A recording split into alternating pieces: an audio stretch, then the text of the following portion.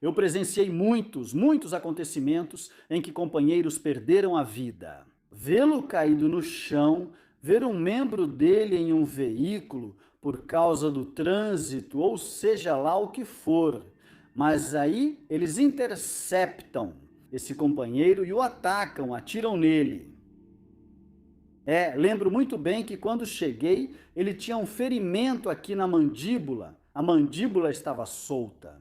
E ele tira um fuzil de cano cerrado e aponta para a gente assim, coloca a arma a uns 10 metros de distância. Eu acho que Deus nos protegeu ali. Não sei o que passou pela cabeça daquele cara, porque se ele tivesse puxado o gatilho, eu não estaria aqui te contando nada disso. Também de incêndios, teve uma vez que cheguei quando a pessoa já estava sem vida, carbonizada. Idosos que às vezes não conseguem sair. Infelizmente, a criança já estava sem vida. Ele tinha sangue no rosto, havia sangue ao redor. Eu sabia que Pavlov era quedaba. E bem, a cena não era muito adequada para que os pais o vissem nessas circunstâncias.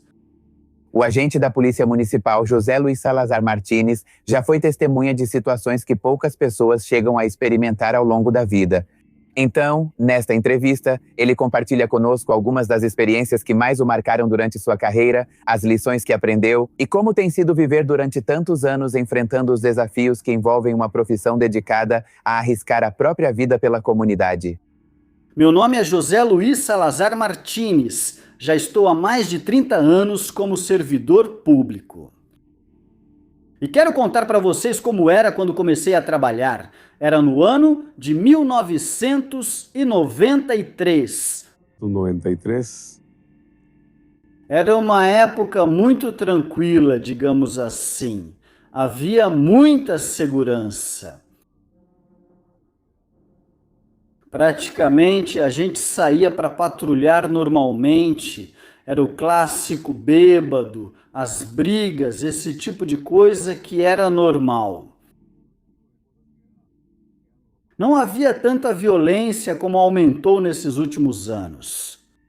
Então, naquela época, a gente não usava coletes. Ainda não. Estávamos achávamos que era um lugar muito seguro.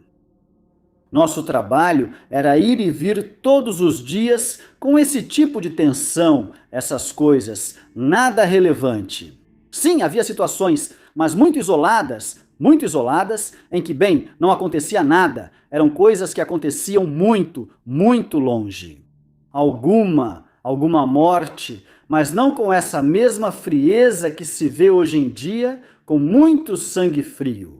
Alguma execução, algumas pessoas feridas por bala. Era muito diferente do que atualmente se vê e se vive, não só no município em que estou, mas em todos os municípios. Eu sou policial em Guadalupe, no Evo León. Então, como eu te falei, já estou lá há mais de 30 anos, então já vi muita coisa.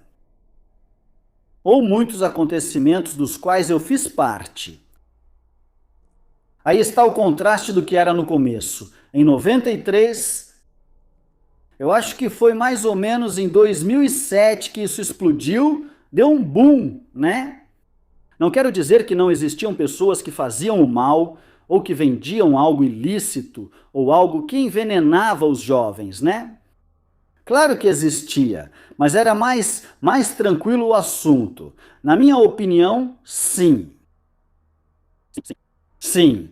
Na minha opinião, eu considero que foi por volta de 2007, início de 2008, quando a insegurança explodiu. Que foi por volta de 2007, início de 2008, quando a insegurança explodiu, porque começaram a acontecer fatos violentos, pessoas. Sim. Violentos, pessoas que executavam.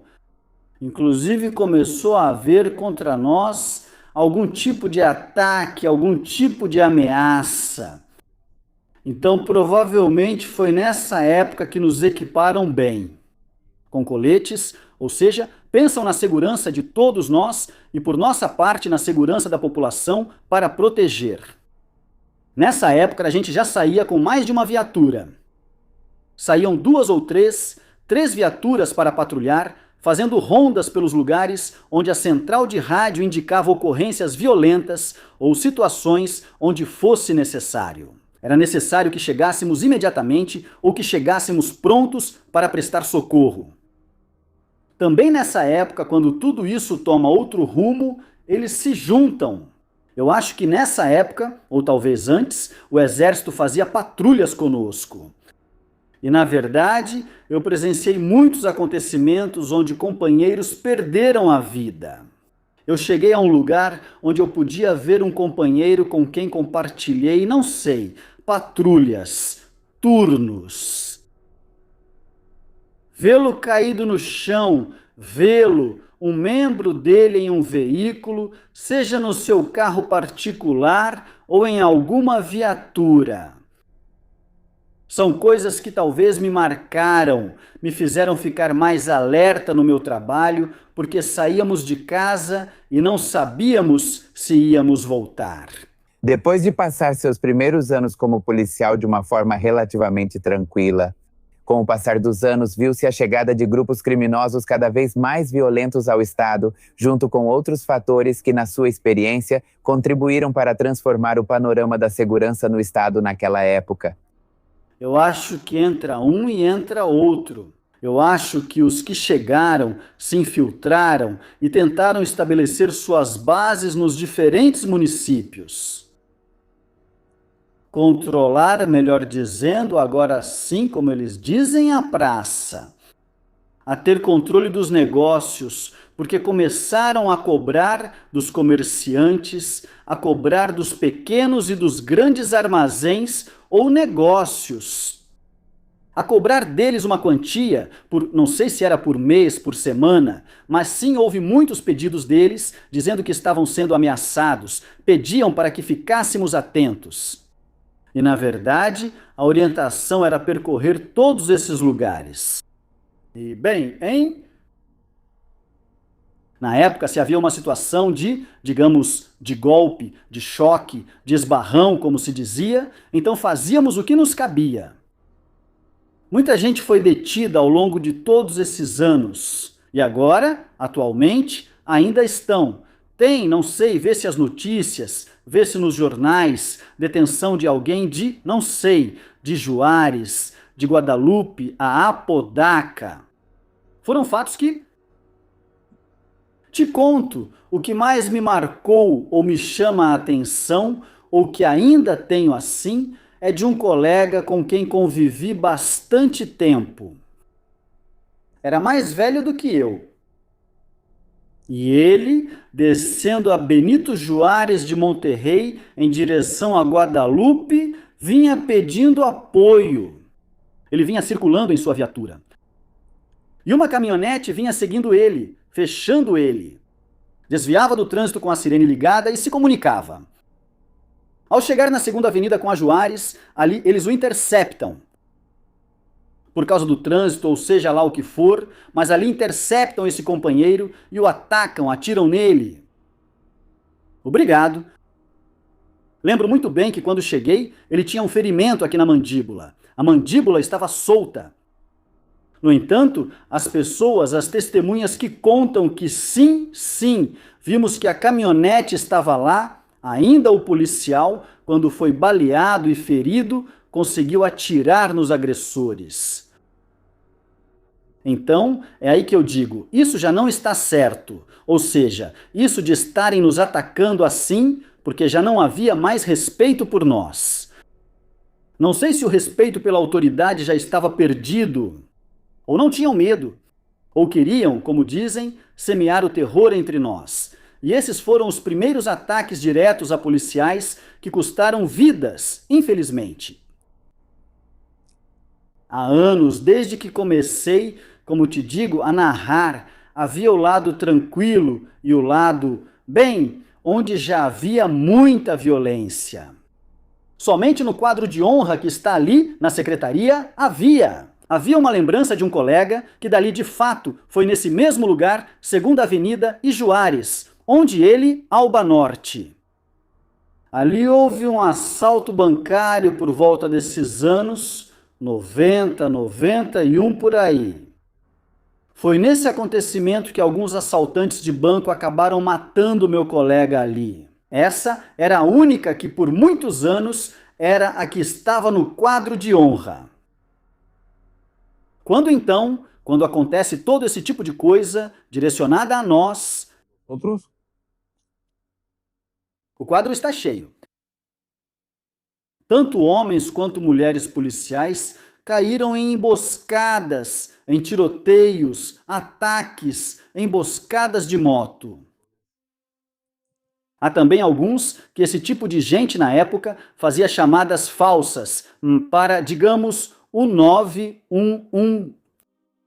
Dizia, 911 aí tem uma ocorrência em tal lugar. Mas era uma armadilha preparada para a gente. Esse fato acontece em Xochimilco e Benito Juárez, na descida que vai para Xochimilco. Lá relataram uma ocorrência violenta. Mas como eu te disse, lá as viaturas saíam em 3 ou 4 viaturas, dependendo das que estivessem disponíveis para cobrir toda a área. Havia 3, por exemplo, que se deslocavam para o leste, outras para o oeste, norte, sul, que eram as zonas que a polícia cobria. Quando chegaram ao local, havia pessoas agachadas no mato ali em Xochimilco, e foi assim que os pegaram enquanto circulavam. Ali falece Rafa, falece...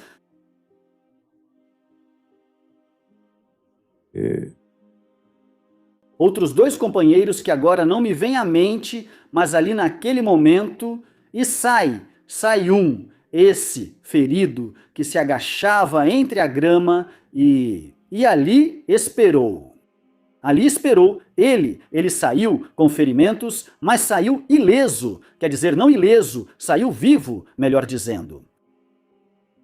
E assim como esse que eu te falo, houve vários em que eu não estive, mas me contaram de que algo semelhante já ocorreu em outro lugar. Então, é quando há muita preocupação por parte das nossas famílias. Tipo, nossas esposas, nossas mães, que dizem já deixa isso pra lá. Você vê a situação e continua lá. Eu digo, mãe, é o que sei fazer e gosto. E realmente eu digo pra ela, pode ter certeza que eu tento me cuidar de tudo que posso. Eu falo, tudo que está ao meu alcance, eu faço, mãe. Então, sempre com o coração na mão da mãe, da esposa, a gente saía. E graças a Deus, na minha carreira que já está chegando ao fim, eu não sofri nenhum tipo de lesão ou ferimento que me fizesse pensar. Eu me aposento, mas não tenho nenhuma ferida no braço, na perna, nas costas, sabe? Ou seja, Deus me protegeu, sempre me colocava nas mãos de Deus. Eu sou muito crente em Deus. Então toda vez que a gente saía, era isso que fazíamos. Tanto no meu caso, quanto em casa. Mas sim, foi demais. Olha, meu trabalho como policial primeiramente, eu tenho que chegar ao local. Mesmo que a gente pense, tipo, você está indo para a sua morte. Ou para onde vão te machucar. Né? Já houve muitas ocasiões, né? Não é só uma vez que aconteceram conflitos de um lado e de outro, onde se confrontam, onde você mesmo se machuca. E, infelizmente, nesse tipo de situação, em um fogo cruzado, muitos inocentes acabam perdendo a vida. Sejam crianças, pessoas, mulheres que estavam no lugar errado. Onde aconteceu essa agressão entre 2 pessoas diferentes? E sim, já vi esse tipo de coisa, de uma bala perdida. De que um fato assim a gente vê. Sim, isso acontece, mas não tão frequentemente. Acontece, então, esse é o meu dever, ir até o local. Em uma profissão onde cada decisão pode fazer a diferença entre a vida e a morte, o impacto emocional geralmente fica fora da conversa. Neste segmento, nosso convidado compartilha conosco as sequelas psicológicas que podem ser deixadas por enfrentar constantemente o perigo e sobre o que significa ser obrigado a usar força letal nesse tipo de situação. Sim, sim afeta. Quer dizer, sim, há um caso que saiu há alguns dias também nas redes sociais de um policial que tirou a própria vida. Ele vivia com depressão.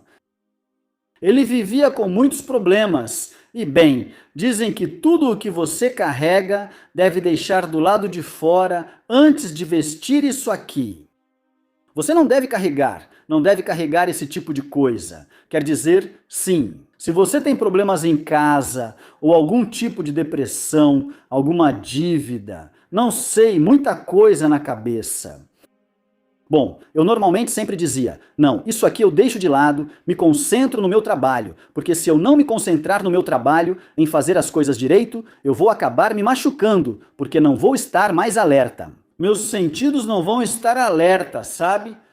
Porque, como eu te disse, uma pessoa em um veículo oficial com luzes, giroflex, com números, é facilmente identificável policiais. Mas, no entanto, eu andando em um veículo oficial, eu vejo centenas de cidadãos. E eu não posso saber se o cidadão fulano está com uma arma, se o cidadão que está ali na esquina está com droga, um facão, está com alguma coisa, entendeu? O que eu faço? Tenho que parar, tenho que checar para ver se a pessoa está com alguma coisa.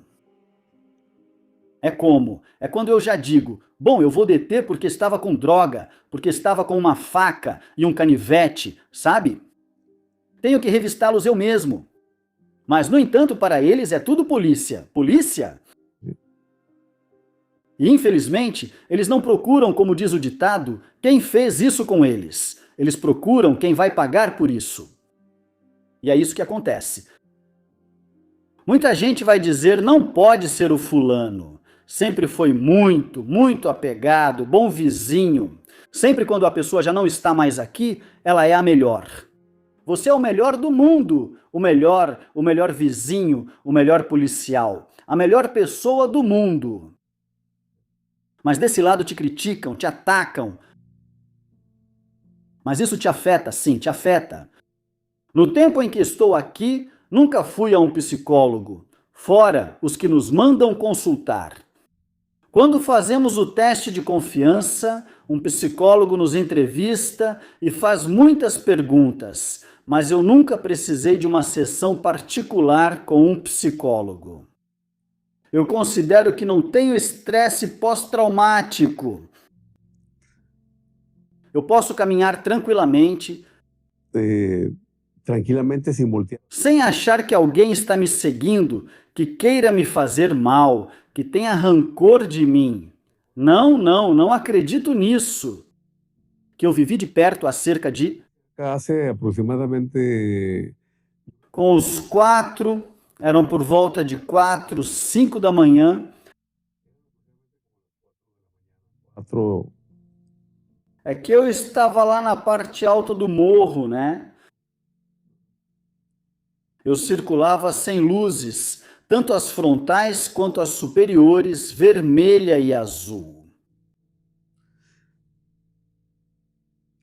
Tudo na subida. É só subida mesmo. Tem poucos lugares onde cabe um veículo. Mesmo assim dá para passar. Eu já tinha percorrido toda a área e estava descendo tranquilamente. Eu estava com 2 colegas. Acho que tanto as pessoas que passaram quanto eu ficamos surpresos porque passaram 3 motos. Passou um quadriciclo e mais 2, daquelas de trilha, dessas de pneu grosso. Então a terceira moto ficou no meio da gente, bem ali no para-choque de proteção, né? E as outras 2 pararam mais à frente. Eu falava pro cara, se mexe, se mexe, se mexe. E o cara não se mexia na moto. Então, meu companheiro, que era quem estava dirigindo, acelera e dá um empurrão na moto e a moto cai. Quando a moto cai, o homem no quadriciclo usava colete. Um colete não tático, um colete de vestir, um colete tipo de pena de ganso, e ele tira um fuzil de cano cerrado e aponta para a gente assim. Ele aponta a arma para a gente a uns 10 metros de distância. Eu acho que Deus nos protegeu ali. Não sei o que passou pela cabeça daquele cara. Porque se o cara tivesse puxado o gatilho, eu não estaria aqui te contando nada disso. Ali eu senti e vivi, e eu acho que, não sei, passam muitas coisas pela sua cabeça, certo? Ali a situação era seguir em frente. Ou seja, mesmo quando o cara abaixa a arma, parece que a gente se liga, meu companheiro dá meia volta e o segue. Então a gente fala, ei, não, já não vamos fazer absolutamente nada. Por quê? Porque o cara estava indo para a parte de cima e a gente mal conseguia passar ali, entre os carros. Se essa pessoa parasse mais à frente ou chegasse a um lugar onde alguém desse apoio a ele, aí sim a gente ia acertar os carros da gente. Disparos. Optamos pelo mais sensato. Dei ré e saí, e a moto caída já não estava mais lá. E a moto sofreu danos, não sei como levaram ela. Como levamos uns 5 minutos para subir e descer, a moto já tinha ido embora. Esse foi o momento em que eu considero que realmente tive aquela sensação de que algo ia me acontecer. Iam atirar em mim, iam me matar, é o que sentimos na hora. Como ser humano, todos nós sentimos medo. Em algum momento pode-se dizer, não, eu não tenho medo de nada. Mas quando você vive a sensação ou está no lugar da outra pessoa, não pode dizer que não sente medo. Sim, é óbvio que como humanos vamos sentir esse medo. Mas também a adrenalina é muito forte. Demais. Tanta que eu acho que outra pessoa, no meu lugar, talvez nem teria seguido essas pessoas. Teria optado por descer ou dizer, manda alguém, manda reforço, estou aqui nesse lugar. Eu não pedi apoio. Esse fato nós guardamos. Não. Nós guardamos isso, não pedimos, não quisemos fazer mais nenhum movimento, porque já não íamos matar mais ninguém. Os caras foram para o morro. Lá eles se movem de moto, se movem em veículos mais leves. Para quê? Para escapar das autoridades, para fazer o que fazem e passar despercebidos por trilhas, por lugares que não são acessíveis para um veículo automotor. Outra vez foi no morro no Evo León. Lá, naquela época, tinham privado um companheiro da liberdade. E tinham, ele conseguiu falar e dizer então que o viam, digamos, sequestrado, né? Eles o levam para uma chácara na divisa de Guadalupe e Juárez. Lá ainda existe uma chácara atualmente. E lá o colocaram. Não sei se o companheiro devia algo ou não sei. O problema é que levaram ele. Ao chegarmos, fomos recebidos a tiros. Eu estava na frente. Quer dizer, eu ia na frente com os companheiros. Na verdade, foi lá que pegamos um dos suspeitos dominados do local e o levamos conosco. O companheiro estava com sangramento no rosto, na cara. E, bom, não passou disso. Simplesmente, quando começaram a atirar na gente, os companheiros também responderam à agressão. Não houve pessoas feridas do lado deles, nem nada. Quando eles viram que iam chegar mais e mais viaturas, levantaram as mãos. Sim, os suspeitos foram detidos ali. Eles foram apresentados à autoridade competente. Eu não sei, ou realmente não soube, em que momento talvez eles saíram ou algo assim, mas talvez eles realmente saíram, já que não houve nada sem a nossa presença. Sim, eles foram acusados do que era a privação ilegal da liberdade do companheiro. Mas eu realmente não soube se eles saíram depois ou se foram libertados com o passar dos anos. E bem, fatos semelhantes. Foi quando havia uma época, quando era época de chuvas. Eu acho que aqui, em muitos lugares, existem áreas consideradas de risco. No Realito, era comum que a primeira chuva forte que caía no Realito, tudo ficasse inundado por todos os lados, as casas e tudo mais. Nessa ocasião, salvamos várias famílias tirando-as de suas casas. Colocamos uma corda de um lado ao outro da rua e tiramos as pessoas, tiramos gente com o risco de a correnteza nos levar, porque o rio está ali, o rio corre ali. Ali passa o rio La Silla. Mas bom, no entanto, te digo, quer dizer, não sofremos nenhum tipo de lesão ou algo assim. Sim, havia medo também, porque a correnteza é muito traiçoeira e era forte demais. E a satisfação que fica para a gente como servidores públicos é ajudar, é salvar uma vida, né? Isso é a satisfação e o agradecimento das pessoas. É ouvir, obrigado, obrigado, obrigado. Isso é algo que você não vai encontrar em qualquer lugar, mais do que aqui, neste lugar. Houve ocasiões em que realmente saiu do nosso controle. Saiu do nosso controle na questão de que, diante dos nossos olhos, a água levou 2 pessoas. Isso foi... Bem, como em 2000 já estou falando de muito tempo, faz uns 26 anos. Ali sobre um val do rio La Silla, em Los Lermas. Você sabe que quando há uma enchente, chove, mas horas antes chove em outro lugar mais distante e aí toda a água vai correndo. De repente, o rio passou por cima da ponte. Tinha gente que estava fazendo alguma coisa, conversando, se reunindo no rio, como era costume antes. Quando pedem socorro e chegam, vemos 2 pessoas agarradas à árvore. E a corrente batia pelos lados, mas era uma corrente muito forte, ou seja, já era o transbordamento do rio. Demais! Ficamos um tempo tentando ajudá-los com cordas e tudo mais. Na verdade, muita gente se dispôs a ajudar. Tem muitos cavaleiros por aí. Umas cordas bem longas que nos emprestaram para a gente segurar e chegar até a árvore. Estávamos quase chegando na árvore porque eu também entrei na água. Quando eu acho que as pessoas já estavam com os braços cansados, ou com cãibra, ou algo assim.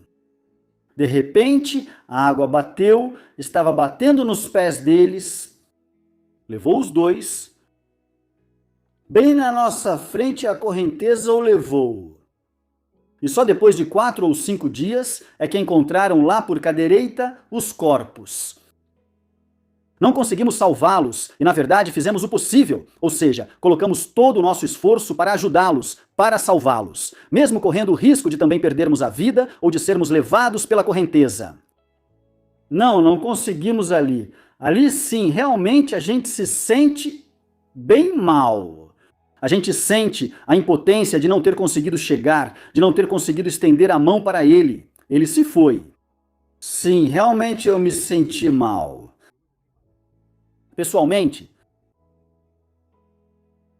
isso foi o que, bem, por enquanto me lembro. Também há situações de incêndios em que cheguei quando as pessoas já estavam sem vida, carbonizada. Idosos que às vezes não conseguem sair. Uma vez no country atendi uma senhora. Uma senhora que sim sobreviveu. Você sabe que lá são só casas enormes. O incêndio estava embaixo. Quando chegamos, começamos a gritar perguntando se havia alguém lá dentro, e não houve resposta. Os vizinhos disseram, é que aí só mora uma senhora já idosa. Os vizinhos. Então falei, vamos entrar. Ele disse, sim, oficial, pode entrar. Havia umas janelas grandes de alumínio. Elas eram retiradas, aquelas que estavam mais encaixadas uma na outra. E começamos a mexer, ela saiu, entramos ali e a fumaça começou a sair. A fumaça era muito densa. Então procuramos, pois nos ajudávamos com um lenço ou uma toalha ou algo assim molhado, que às vezes os próprios vizinhos ofereciam. Toma, oficial, molhado com água, e entrávamos. Veja só, em um quarto quando entrei, éramos 3 colegas e vimos uma senhora caída. Praticamente dava para ver a camada de fumaça assim, a uma altura de 1 metro, e dali para baixo já não havia fumaça. Era denso, mas havia uma parte sem fumaça. A senhora, ao perder a consciência, ficou em um lugar onde já não podia inalar a fumaça. Ela estava lá deitada de costas. Então nós 3 a tiramos de lá. Tiramos a senhora e ela sobreviveu. A senhora sobreviveu e te digo, isso é o que realmente me motivava a seguir em frente, a continuar. Os filhos que a senhora tinha nos agradeceram chorando, dizendo minha mãe, e prometeram não deixá-la sozinha. Esse é o clássico caso em que os filhos se casam, vão embora e dizem, mãe, já fiz minha vida, agora você fica aí. Mas eles a levaram para morar com eles. Acho que aí eles passaram a valorizar mais a mãe deles. Quando acharam que ela ia morrer, ou que ela morreria naquele incêndio. Ao longo de sua carreira, José Luiz Salazar Martínez enfrentou casos que deixaram uma marca profunda em sua memória.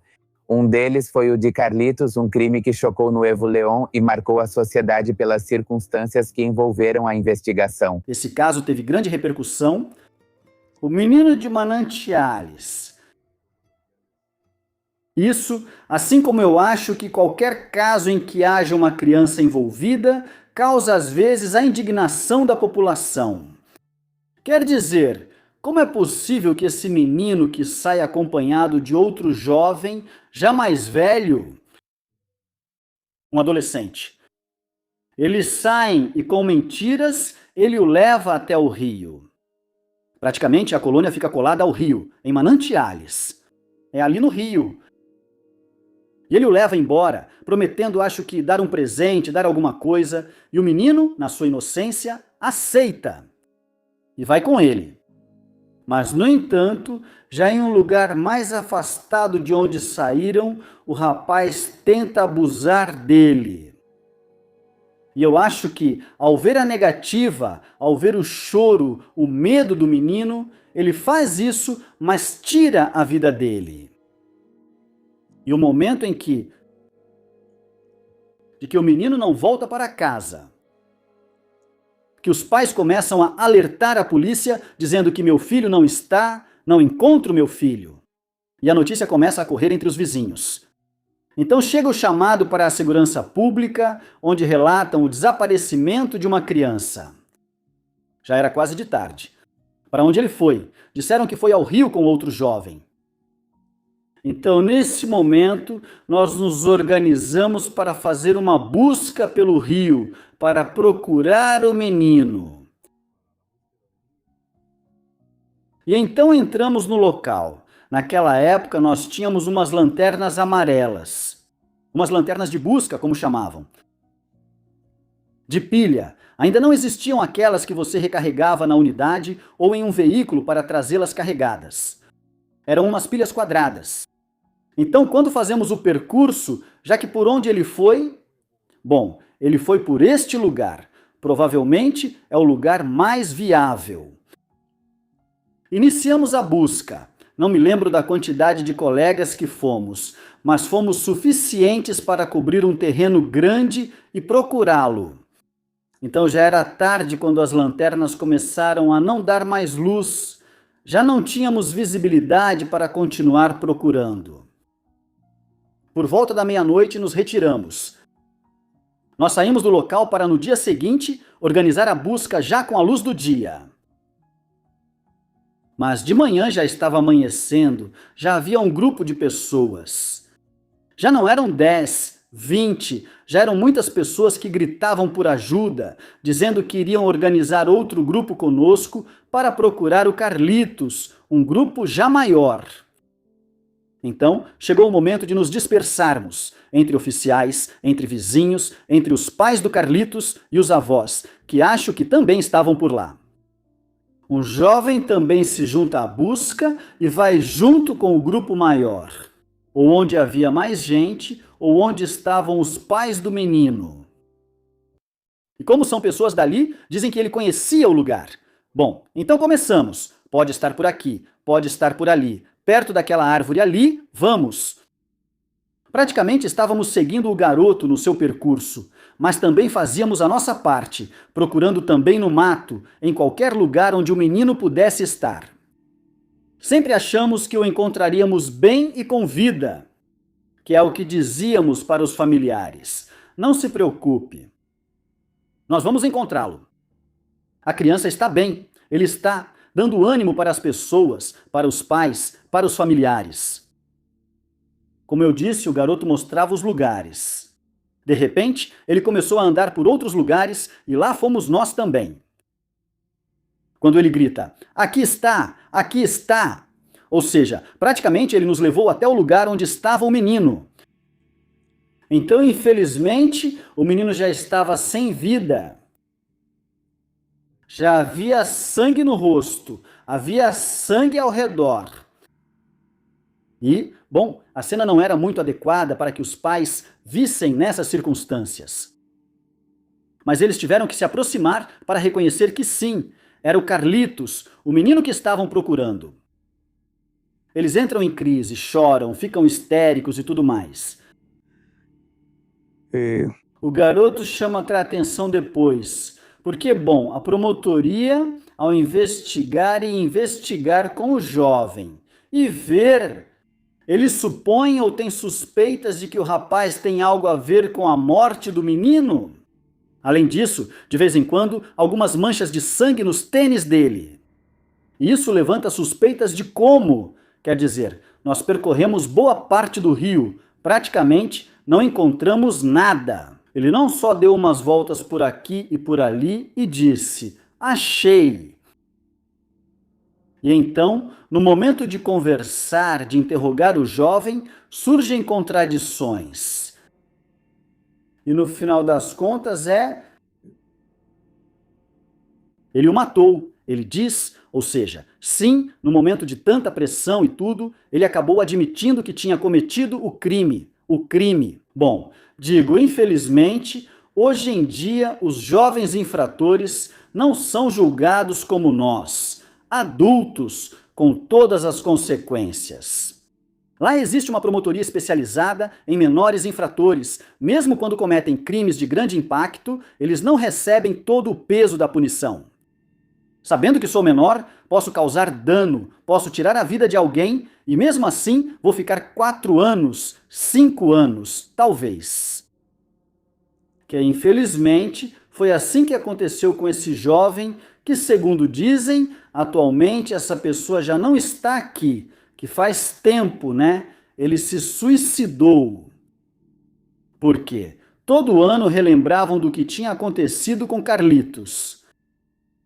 E na época foi identificado o cara que foi o autor, mas que já estava em liberdade.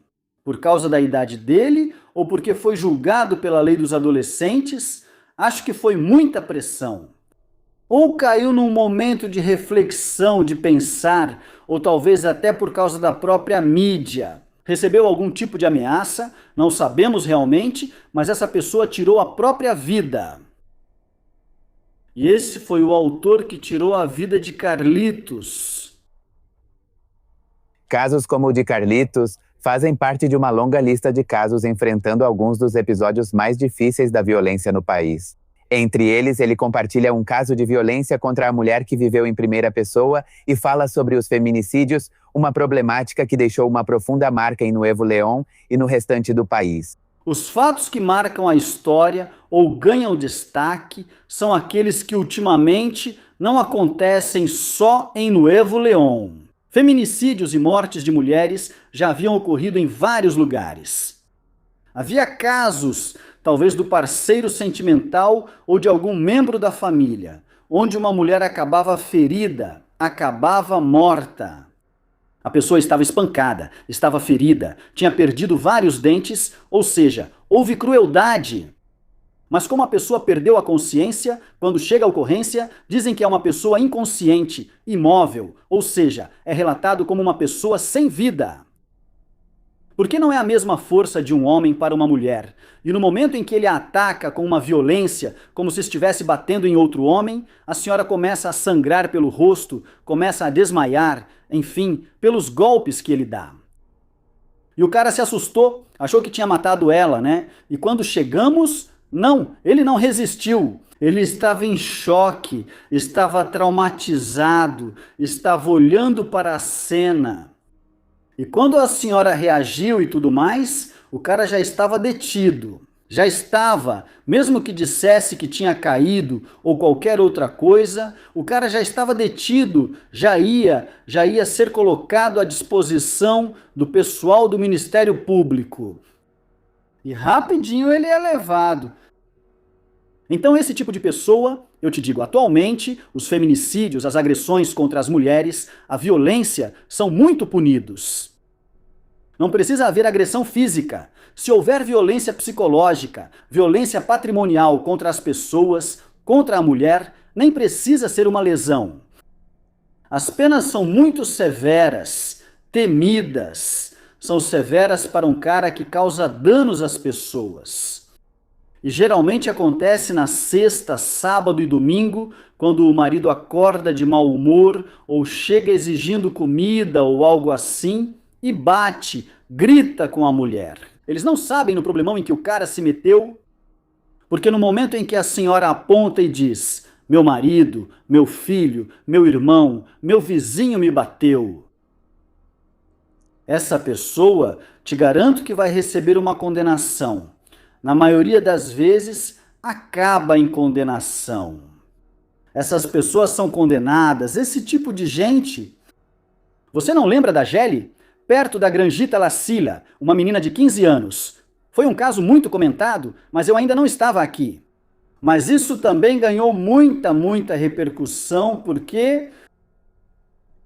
Sim.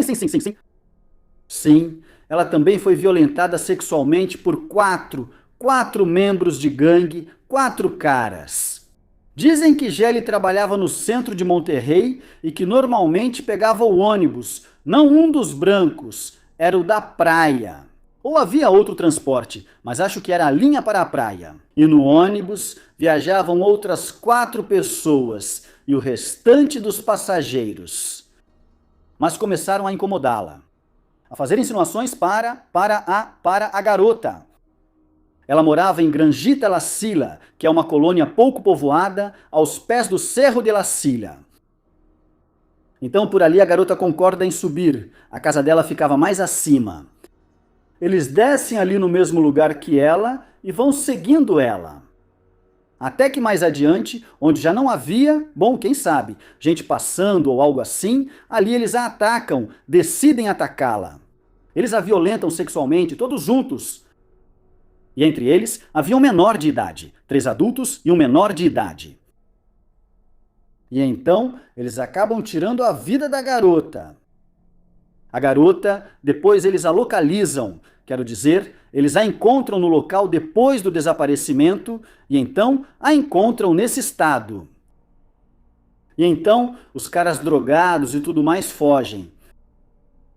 Na verdade, eles tinham deixado um pedaço de madeira cravado em uma das partes do corpo da garota. E eles foram embora, mas durante as investigações e tudo isso que a polícia investigativa faz, eles acabam encontrando os suspeitos, que eram 3 adultos e um menor, que os apelidos são El Java, La Loca e El Borrado, que atualmente... Bem, eles são detidos e condenados a 25 anos de prisão. Eles estão cumprindo pena, não sei, 8 ou 10 anos, não sei. Por quê? Porque eu, no momento de patrulhar na Tolteca, prendi um cara.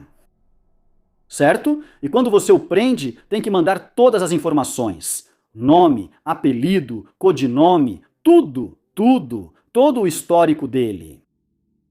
Então, quando ele diz o apelido dele, que é El Java, eu pergunto: ah, esse apelido me soa muito familiar, desculpa. Eu digo: você não é um daqueles agressores do L? Ele disse: sim. Ele disse: fui eu. E eu disse: e fulano e mangano? Ele disse: vão. Saímos juntos. O menor, o que também participa, acho que um menor saiu antes, porque digo, eles são julgados por outras leis. Mas foi um caso também muito comentado.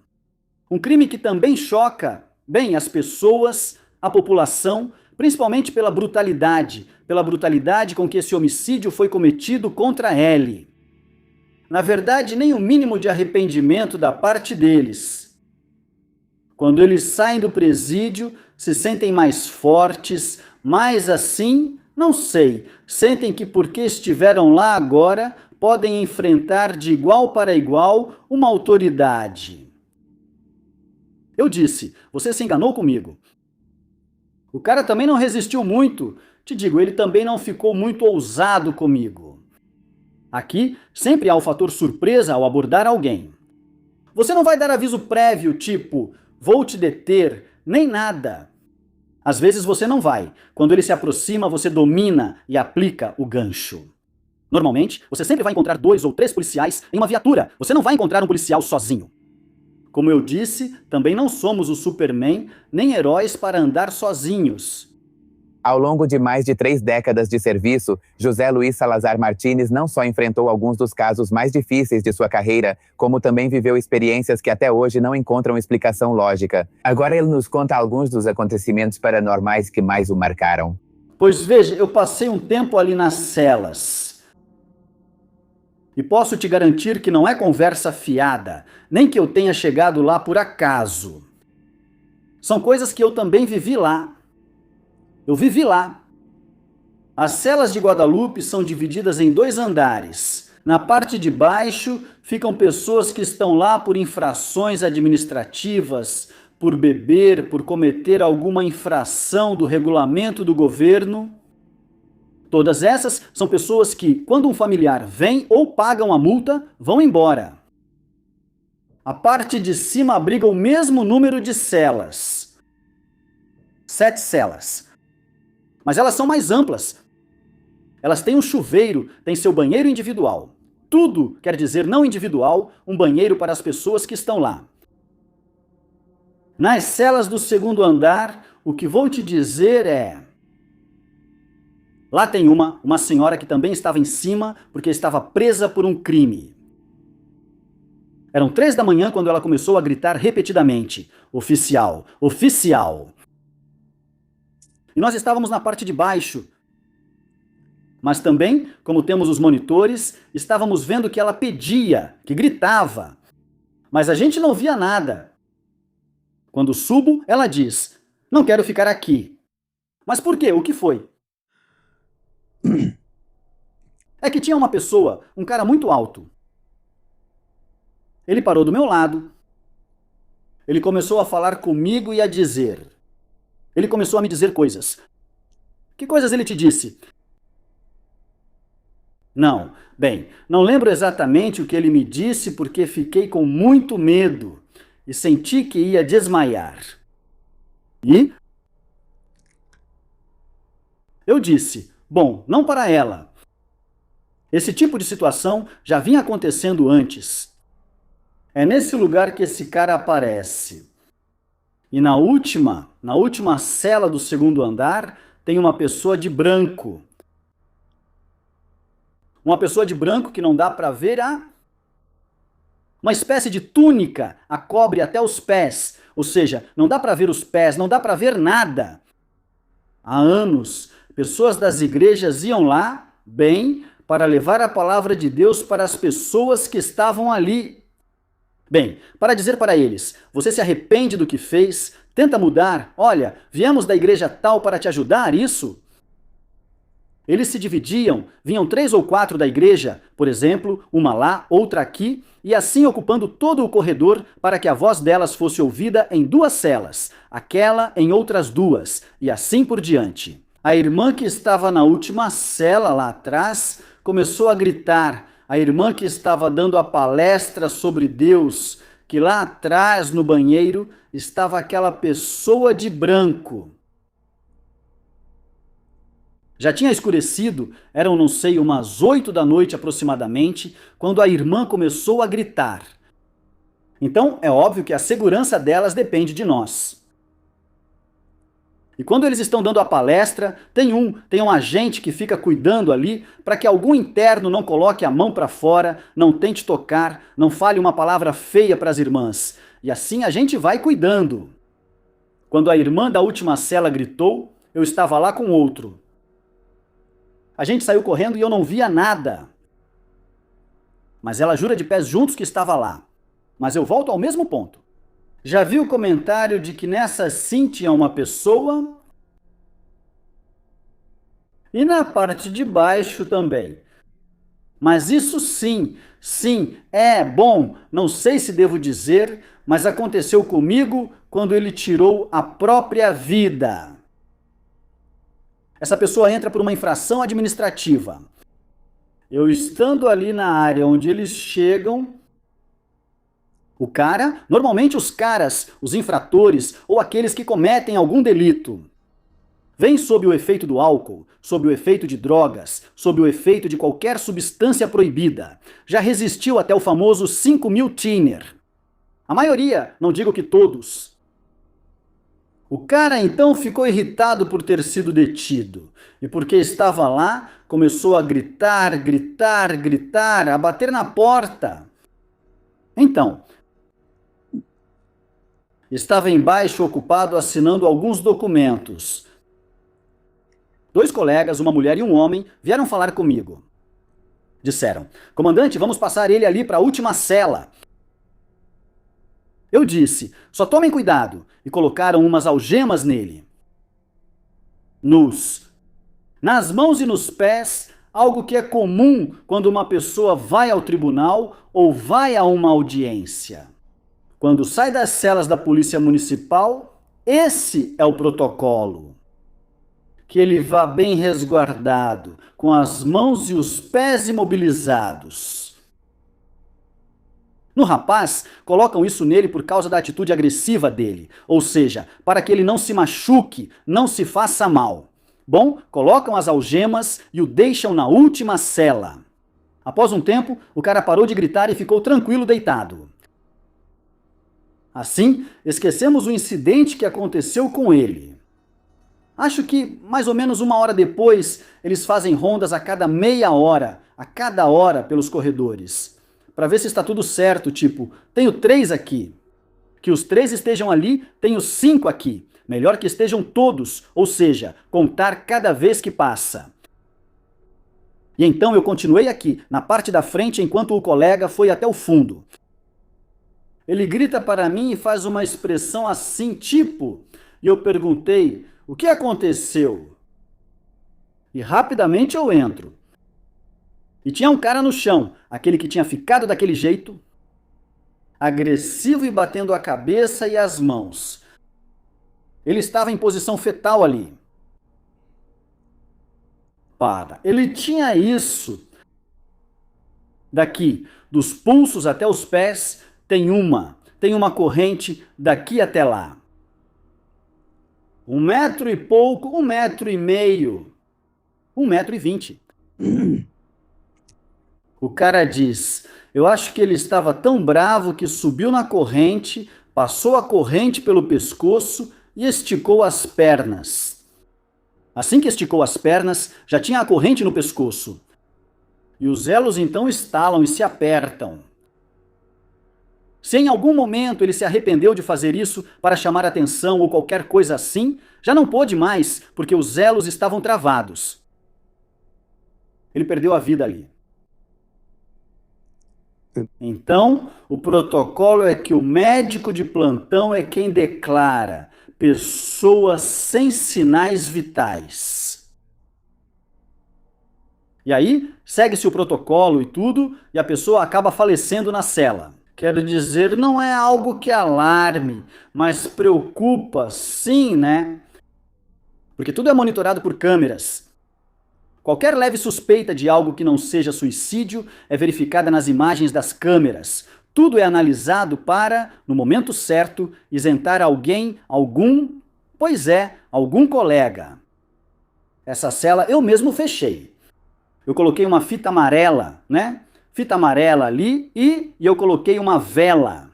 Porque o cara ficou com um olhar assim, tipo de ódio, tipo de raiva, porque ele estava com os olhos abertos. E eu falei, não, então, a linha amarela e uma vela ali. A fita amarela ficou lá uns 4 dias.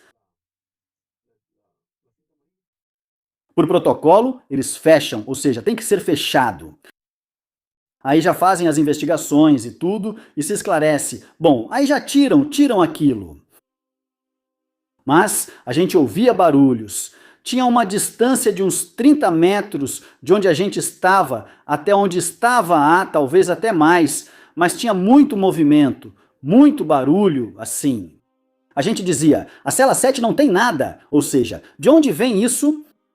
E nas câmeras que mostravam, a gente não via nada. Enfim, a cela acaba sendo usada e começam a colocar pessoas lá novamente que cometem alguma infração. E toda pessoa que colocavam ou entrava nessa cela, perto da meia-noite ou à noite, começava a gritar. A gritar mesmo, como se diz, a plenos pulmões, bem alto. E aparecia a pessoa e dizia para eles, sem forca, sem forca. Ou seja, incentivava ele a tirar a própria vida também. E não é que eu tenha dito essas palavras. Outras pessoas que chegaram lá também diziam o mesmo. Que a pessoa ou a aparição que estava ali dizia, sem forque, sem forque. E sem forque, atualmente ainda estou seguindo em frente. E muitos que agora, como dizem, são clientes frequentes, dizem, não, lá na cela 7 não. Até hoje, o espírito desse rapaz que faleceu lá continua aparecendo. Um que tirou a própria vida. Então eu digo para os colegas, coloquem uma vela, coloquem outra, 2, 3, ali. Porque é ali que ele tem apego, está preso àquele lugar. Porque ali ele aparece, Aquela lá em cima, e lá de cima, na 12, o senhor é alto, todo de preto, que também aparece ali. E como eu te digo, são coisas que não são para acreditar. Simplesmente, as pessoas que viram ou viveram isso podem te dizer sim, é verdade. Não é algo que se espalhou de boca em boca, que no final acabaria virando uma invenção de alguém, né? Certo! Lá nesse lugar, isso acontece e depois o cara aparece lá. E acontecimentos, agora sim sobrenaturais, tem um que me vem à mente agora sobre as águias no lado de Guadalupe e Juárez. Tem um assentamento ali, não sei como se chama, mas Las Águilas dividem os municípios. Então ali tem uma construção, na verdade, mas fica do lado de Juárez. Foi solicitado apoio porque há um maquinário ali que precisava ser vigiada. E foi designado um companheiro em uma unidade totalmente escuro. Naquela época não havia casas ali em Las Águilas. Na verdade, o loteamento ainda não existia. Era o ejido, é o ejido Las Escobas. Pelo rádio, um companheiro começa a pedir socorro, pedir apoio. Achamos que ele estava sendo atacado por alguém, talvez a tiros ou algo parecido, mas não sabíamos. Mas o companheiro gritava e pedia apoio. Lembrem-se que, num instante, chegamos com 4 ou 5 viaturas ao local. E vemos o companheiro ileso, mas branco. Branco assim, ou seja, pálido. E perguntamos a ele o que tinha acontecido. Ou seja, por quê? Por que gritou? Por que pediu apoio? Acontece que ali do lado da construção se ouviam uns gemidos. Ele dizia que parecia que estavam matando alguém, gemidos muito fortes. como de sofrimento. Né? E ele, em vez de investigar, não quis ir sozinho. E ele me pediu apoio, mas também teve medo, porque dava para perceber. Esse aí eu ouvi mesmo pela frequência do rádio, porque ele gritava. E acontece que ali, nesse lugar, era de um doutor. E por ali encontraram restos ósseos de pessoas. Mas dizem que ali se ouvem gritos, digamos assim. E acima de tudo, eram de uma mulher que gritava, suplicava e pedia ajuda. E tudo, não havia nada. Quer dizer, vasculharam todo o lugar ali junto com a polícia de Juárez. Tudo. Não havia absolutamente nada. E já se conta que o companheiro já não quis mais ficar lá nem nada. 2 dias depois, então tirou-se agora digamos, a vigilância fixa. Mas depois do que ele viveu, nunca mais voltou a se ouvir nada. Por quê? Porque agora era obrigação do outro que tinha que cuidar lá, de chegar a cada hora. Confere o companheiro a cada hora. Dá uma olhada. Não digo que isso vai assustar o espírito ou o ente que anda por aí, né? Mas simplesmente dava segurança para o companheiro e para nós dava a satisfação de que tudo estava bem. Não durou, digo mais que 3 dias esse lugar, mas sim, ali houve esse fato onde os gritos de uma mulher eram muito, muito sofridos, muito assim. Não havia nada. Na pastora, de fato agora na Copa do Mundo, eu queria saber exatamente onde era o lugar. No primeiro dia do início da Copa do Mundo, eu tive que fazer a segurança daquele lugar que fica bem ao lado do riacho, o que agora é chamado de Parque del Agua. Nesse dia tinha um evento e eu estava lá, boa tarde, bom dia, desculpe, boa tarde para os estrangeiros que visitavam e me chamou a atenção um senhor que passava. Já era a 2ª vez que ele passava com um cachorro e eu também cumprimentava, dava boa tarde e boa tarde de novo. E depois ele vinha sozinho e começou a conversar. Oi, e aí? Está caminhando, se exercitando ou o que faz? Ele respondeu. Sim, normalmente moro aqui em cima, em Bosques de Pastora. São residências, são casas grandes. Ele disse, hoje moro lá só com minha esposa. Ele disse, já estou aposentado, o que mais faço? Ele disse, só ando por aí. Ele disse, passeando com o cachorro. Não quero chegar a esse ponto, mas tudo bem. Eu disse, olha, ele falou, bom, eu vivi aqui a vida toda, ele disse. Eu disse, algo me chamou a atenção. Falei para ele, lá menciona que aparece uma menina, uma pessoa aqui. Você sabe exatamente onde? Ele disse, sabe onde? Ele falou, aqui onde você está parado, ali na curva, ali é onde ela aparece. Na curva, mas é a curva que desce vindo de leste para oeste.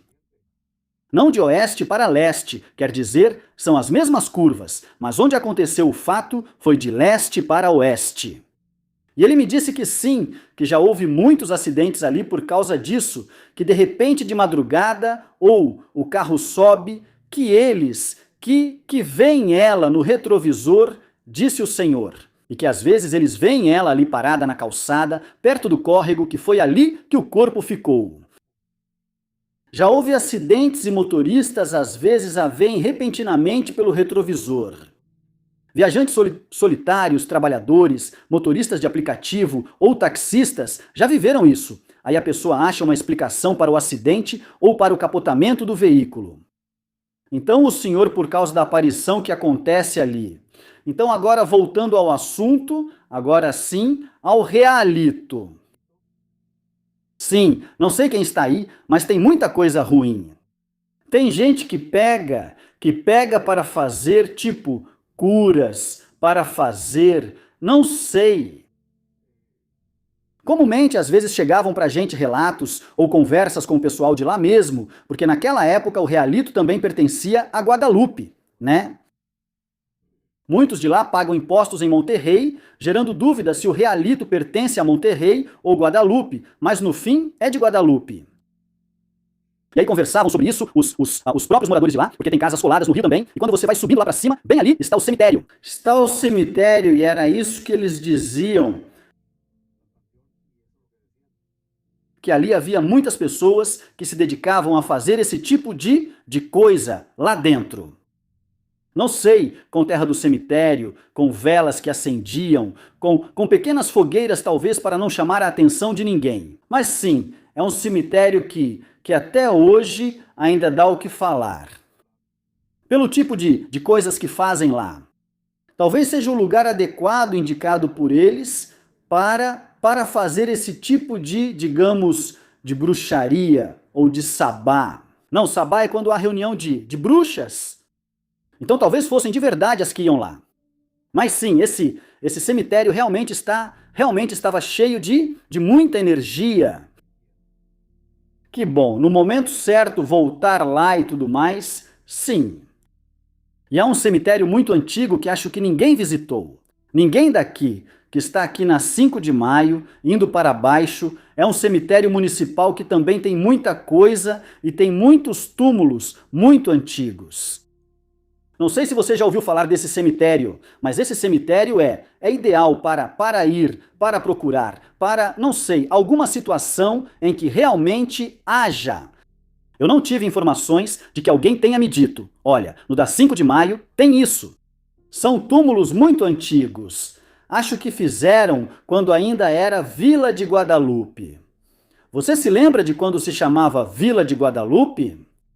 E esse tipo de lugar se presta, acontece. E dizem que quando me contou o mesmo cara que te comentei, que entrou na casa de psicologia, e Arturo B. Lagarça, ele me disse, olha, voltando à conversa de antes, no dia em que a bruxa apareceu. Para o policial de Guadalupe, que muitos não acreditaram que a bruxa tinha aparecido para ele, aquele que estava patrulhando em um Volkswagen lá. O que estava... Bom, quem me contou foi o que entrou lá no setor de psicologia para dizer, sou fulano, seu filho está bem, não se preocupe. Certo?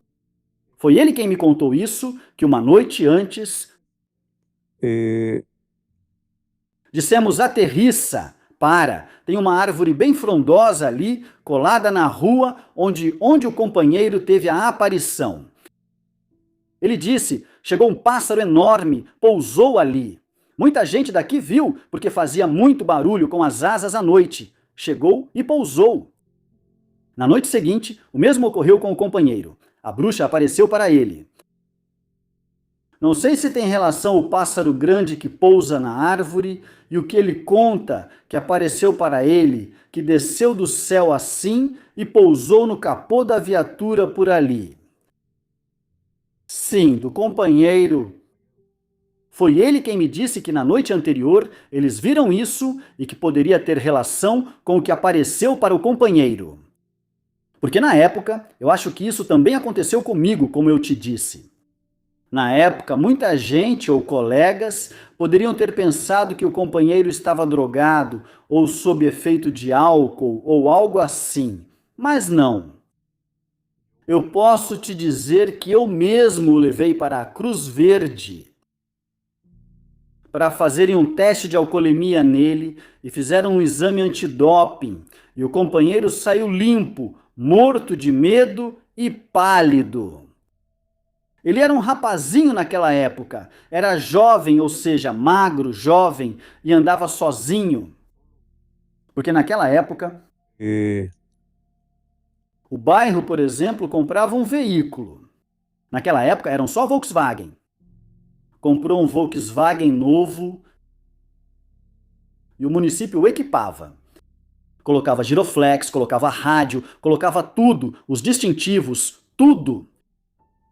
Transformava em viatura policial e era designado a um policial que fosse tranquilo, que ficasse ali ajudando, patrulhando no bairro.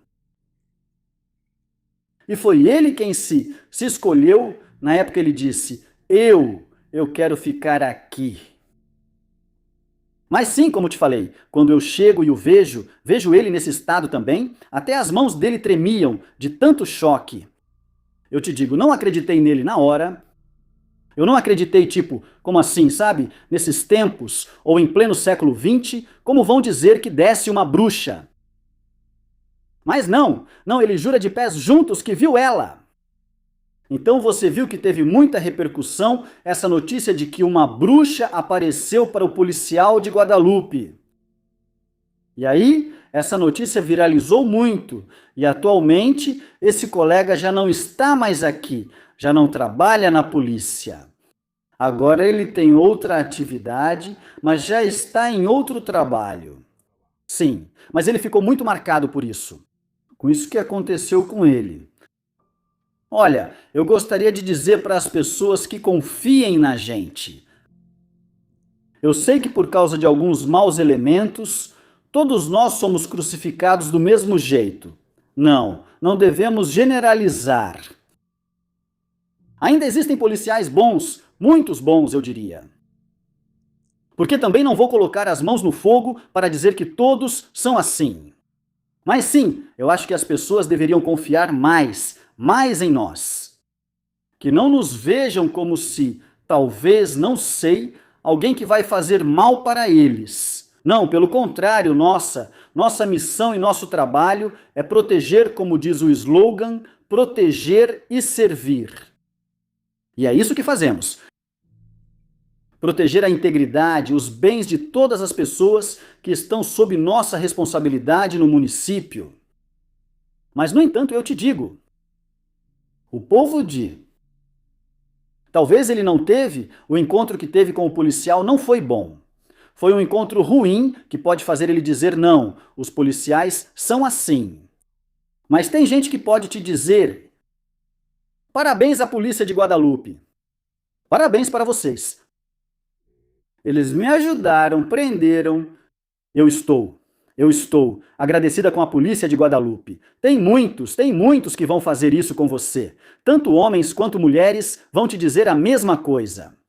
Sim, então esse é o meu testemunho agora, do momento, do que eu vivi e do que aconteceu na minha trajetória nesse trabalho tão, vamos dizer, tão desumano talvez. Isso para alguns. Mas para mim, como eu te digo, é vocação, porque te digo, isso nos priva de estar em casa, de aniversários, de ano novo, de férias, de natais, porque a gente tem que estar de serviço. E temos que estar aqui, enquanto lá, fico pensando que Deus cuide deles, que os proteja lá, porque, bem, eles estão lá numa festa e eu aqui no trabalho. Mas bem, é isso que eu queria dizer. Quero pedir que confiem mais na gente, que estamos aqui para ajudar. Não, muito obrigado por tudo e é isso. Até quando Deus quiser e até quando Deus decidir, eu continuo de prontidão. E aqui vocês têm um grande amigo. Após mais de 3 décadas de serviço, José Luiz Salazar Martínez nos revelou uma trajetória marcada por desafios, dificuldades e experiências inesquecíveis. Então, se você também gostaria de aparecer em um desses vídeos, seja você policial, soldado ou tenha passado por alguma injustiça, pode me escrever pelas minhas redes sociais, onde me encontra como Pepe Mistério, para participar de uma dessas entrevistas.